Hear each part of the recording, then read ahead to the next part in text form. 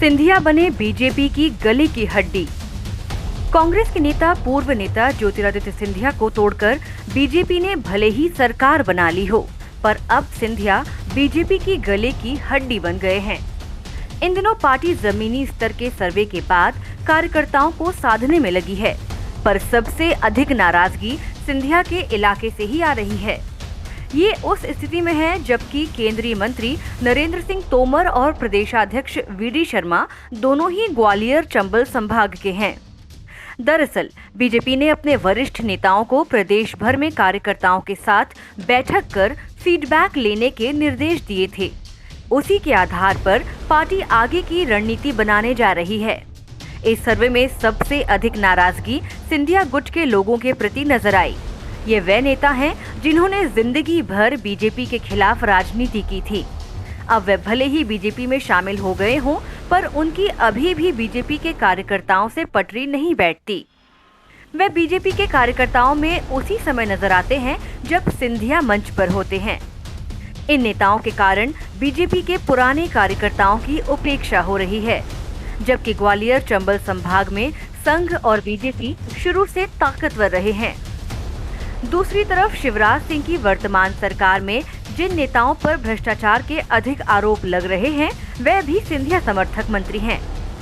BJP में मची इस उथल-पुथल का कांग्रेस पूरा फायदा उठाना चाहती है।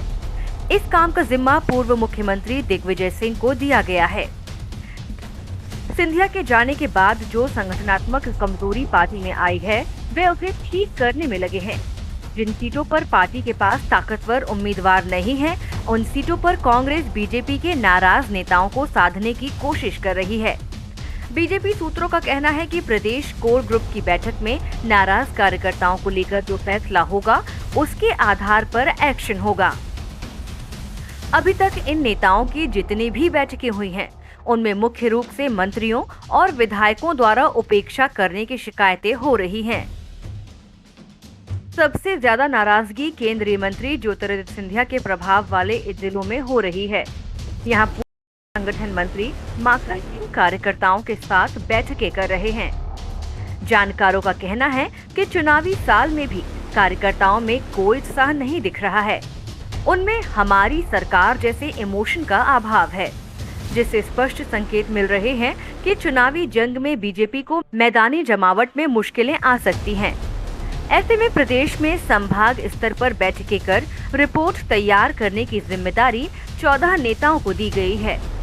खास बात यह है कि शिवराज सरकार से सिर्फ एक मंत्री गोपाल भार्गव को जिम्मेदारी दी गई है।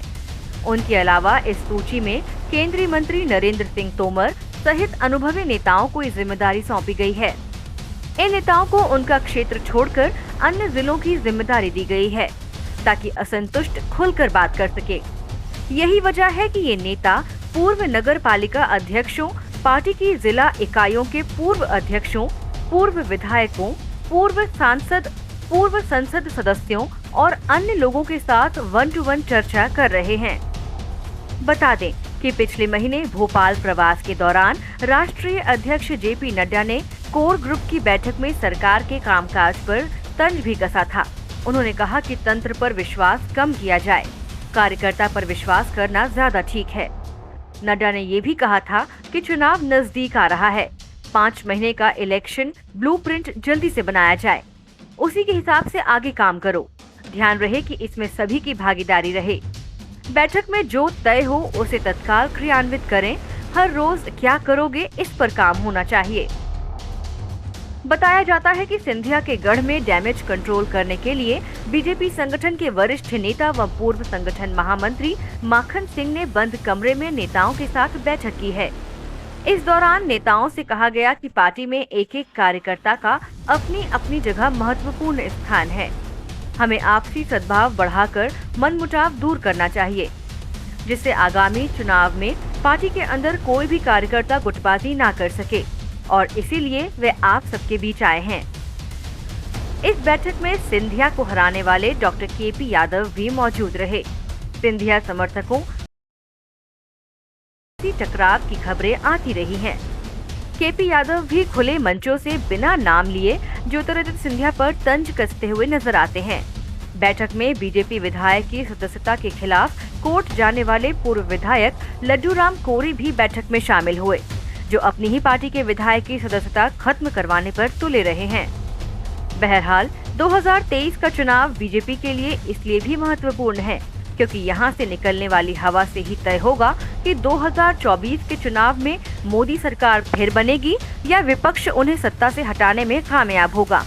ऐसे में अगर सिंधिया गुट के प्रति बीजेपी के आम कार्यकर्ता की नाराजगी यूं ही बनी रही तो चंबल से लेकर मालवा और बुंदेलखंड के कुछ हिस्से में उसे परेशानी का सामना करना पड़ेगा।